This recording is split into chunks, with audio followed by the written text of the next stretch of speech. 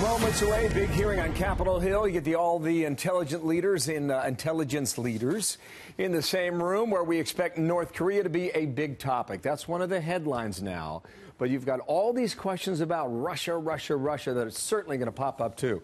John Bolton, former U.S. Ambassador to the UN, Fox News contributor, senior fellow, American Enterprise Institute. How you doing, sir? And welcome back here in America's Good morning. Newsroom. Mike Pence said this, Washington Post leaving South Korea. On screen, the following. So the maximum pressure campaign is going to continue and intensify, but if you want to talk, we'll talk.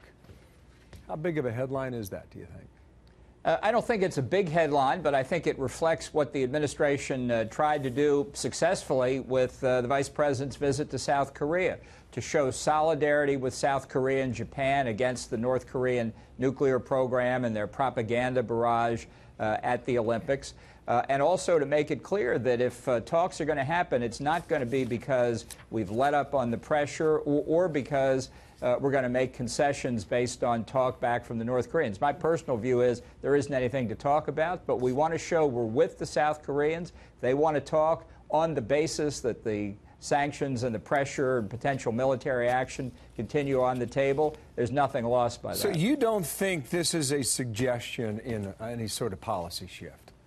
No, I think the Vice President reiterated several times publicly in Japan and South Korea that the increase in pressure was going to continue. I'm not optimistic that will stop North Korea either, but the fact is it's very important for the United States to stay publicly locked together with South Korea and Japan. And one of the purposes of the North Korean propaganda effort was to drive wedges between us. So the Vice President's job was prevent that from happening, and I think that was part of the strategy. All right, yesterday we hear that Vladimir Putin and Donald Trump talked.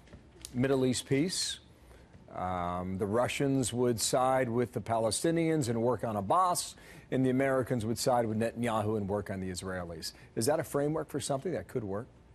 Well, look, I think it's important the president speak with leaders like Putin, like Xi Jinping of China. There's a lot on their agenda. The Middle East is very important. The fact is Russia's in a de facto alliance with Iran, hostile to American interest almost across the board. We've got armed conflict going on there now. Americans have been in jeopardy, and we have reacted militarily just within the past weeks.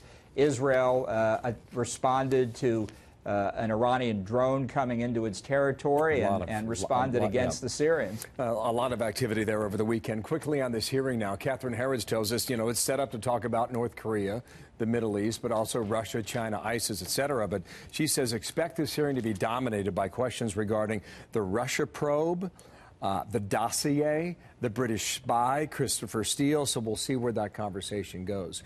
You were listening to Jonathan Swan a moment ago when we were talking about Susan Rice and the email she sent herself on an inauguration day. Why do you find that so peculiar as we try and piece this together, not knowing there's a saying at the State Department, nobody ever lost the battle of the memcons, the memoranda of conversation. So when you record for the file what happened in a particular meeting, you're putting down the version most advantageous to yourself.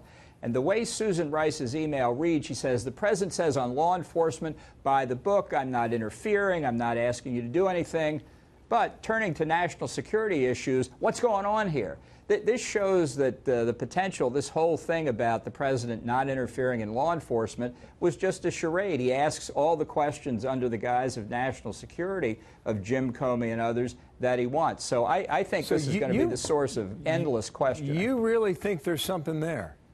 Well, look, if I were 15 minutes after the end of the Obama administration still in the White House, I'm not sure I would be typing emails to the file unless I had something pretty interesting in mind. Could you give her the benefit of the doubt? I mean, is she working on setting the record straight for herself or in her own mind, or perhaps she's got a book in mind down the road? Yeah, well, I know Newt suggested that, and that could well be. As I said right at the end of the administration, proving herself right yet again, I'm inclined to say there's more there. I'd like to know what other midnight emails were being written that day. All right, sir. Thank you very much. John Bolton, good to have you in today. Thank you, sir. Thank you, Bill. You bet.